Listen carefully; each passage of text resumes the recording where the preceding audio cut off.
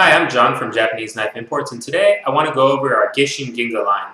A lot of people ask me about this line all the time, and my response is pretty much the same, so I thought it might be better to make a video about it. Initially, when we started Japanese Knife Imports, we carried just a few companies, and one of those companies was Ashihamono. Ashihamono has been a great company and a great friend of ours for a couple of years now. And together with them, we decided to do something a little bit more custom, something a little bit different from their standard line. And so we developed the Gesshin Ginga line with them. Ashi's standard line is about 58 or 59 on the Rockwell hardness scale, and has very good fit and finish, very thin knives. But what we wanted to do was make it a little bit harder, which appeals more to me and to many of our customers, and also improve the fit and finish a little bit.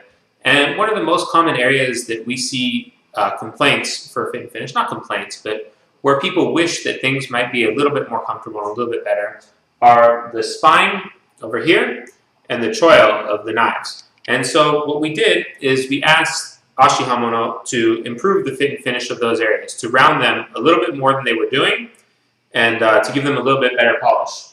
And they also do the same thing for us on the Western knives. And their standard line on the Western knives actually has a very rough spine, a very rough choil area, and sometimes that can be a little bit hard when you're using it for longer periods of time.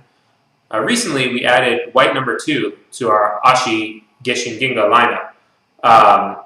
And the reason that we did that is we wanted to give people a carbon option with that same level of fit and finish, and again, that higher HRC.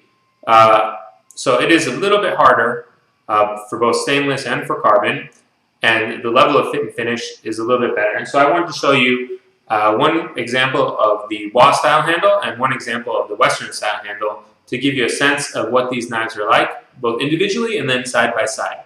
So here I have a 240 millimeter Gesshin Ginga WA Gyuto. This is stainless.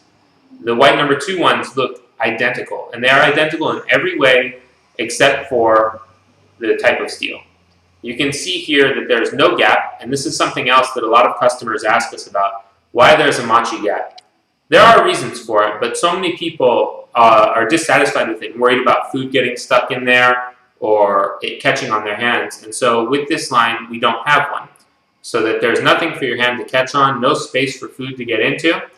And also, the handles are extremely nicely finished. Everything is flush.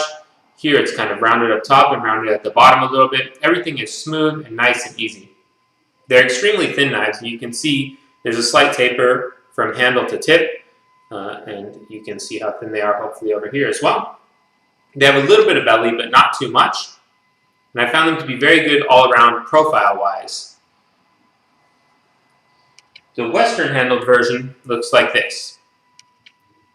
The bolsters are pinned on, but they're done in a very nice way so that nothing is welded in this area, and so you don't have any change for the heat treatment in this area, and this area remains strong. Sometimes what you'll see is when knives have welded on bolsters, this area gets heated up during that process, and so they can break in this area, and they do break more often than the ones with pinned on bolsters.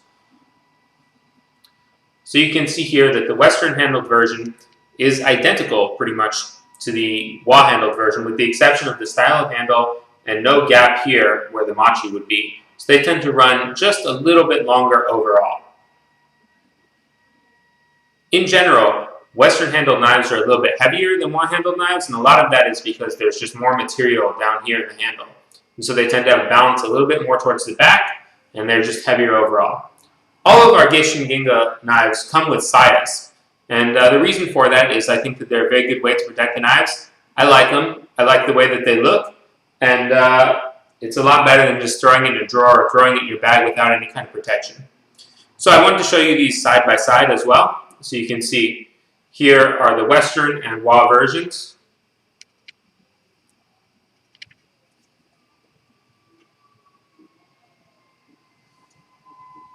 And you can see that with regard to the blade height and everything else, they're pretty much identical. And the only thing that's really different is this little gap in here and a little bit of blade length difference just due to the different style of handle and the lack of machi gap.